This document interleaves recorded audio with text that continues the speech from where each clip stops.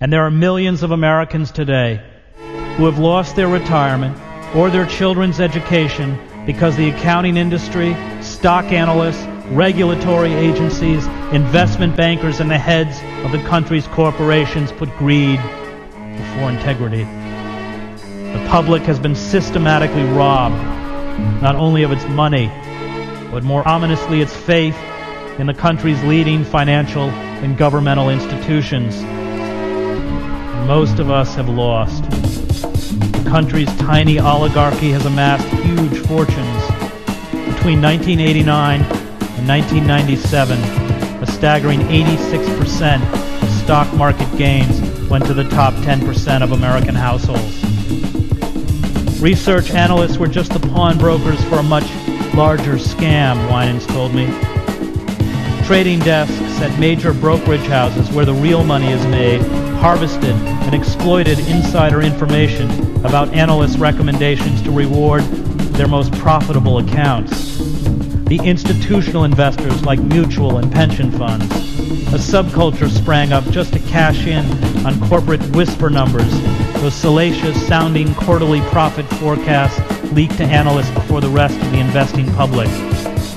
Handouts of sure-thing initial public stock offerings to favored clients have been well documented, but don't expect billion-dollar settlements. The crimes he saw going on around him, and he saw a lot, were hard for outsiders to detect.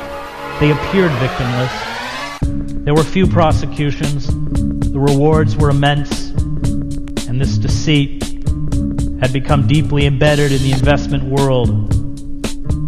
Those who were slick and well-connected did not seem to get caught, or if they did, they often received little more than a slap on the wrist. He grew tired of being the little guy, watching from the sidelines as everyone else exploited the system while he had trouble paying rent. It was like being in a candy store, he said, and there was nobody behind the counter. You think, who's going to miss a few butterscotches? The crime he committed was a small infraction, but a symptom of the deep ethical and moral morass within American culture that began during the Reagan years. The market Reagan officials argued could regulate itself, but with no checks or watchdog agencies left, greed soon began to assume unheard of proportions. CEOs of companies help themselves to hundreds of millions of dollars as their small investors are wiped out. This culture of greed has weakened, if not broken, the social contract in America. The old contract went like this. 1. If you play by the rules, you can get ahead and have a decent life. 2. Everybody gets a voice in making the rules. And 3. Everybody who breaks the rules is judged by the same standards and is equal before the law. But today the inverse is oftener true.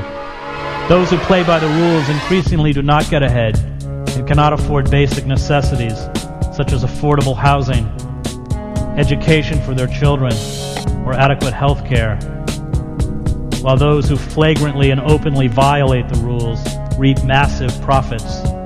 They win, the rest of us lose. The result, as we see in the Bush administration, is a growing cynicism, an undermining of the legitimacy of a system that needs to be built on trust, a world where the weak become the prey for the powerful. And America's new oligarchy is creating a world that resembles the one shaped by the robber barons of the last century, a world where workers struggle on inadequate salaries without job protection, and the rich create private kingdoms of wealth and privilege. This growing disparity in wealth sees the top 1% of households in America wealthier than the entire bottom 90% combined. And this oligarchy has fused political and economic power that, if left unchecked, will lead to tyranny. There are an estimated 40 lobbyists for every member of Congress, and these lobbyists spend over $1.5 billion a year on behalf of their powerful clients to abolish restrictions on monopolies, further weaken regulatory agencies, roll back environmental protection, and push through greater tax breaks for the wealthy and their corporate interests. These lobbyists would not be there if they did not get what they want. when a government and public institutions are no longer trusted, when they become engines solely for personal power and wealth at the expense of the interests and welfare of the public, the fabric of a democratic society disintegrates. When it becomes clear that moral probity and honesty do not pay, that cheating and lying are the only way to get ahead, that everyone from politicians to business leaders to journalists steal and lie to cover up their theft, a deadly cynicism leads to political paralysis. People begin to believe nothing, or rather they believe what they want to believe. And Winans, who served time in prison for insider trading, walked away from his experience determined to live another way. Redemption is a process, he told me. Redemption suggests that you have learned something in life, that through your example you pass values on to others. Redemption suggests your life has meaning. This meaning is always about sacrifice, about helping others, and perhaps about being invisible. Redemption means life is not about me. It means you have to be willing to give up everything, even your life, to be saved. It means resisting the temptation to steal and always telling the truth, even when it hurts you, even when you are afraid. It means having dignity. It means trust.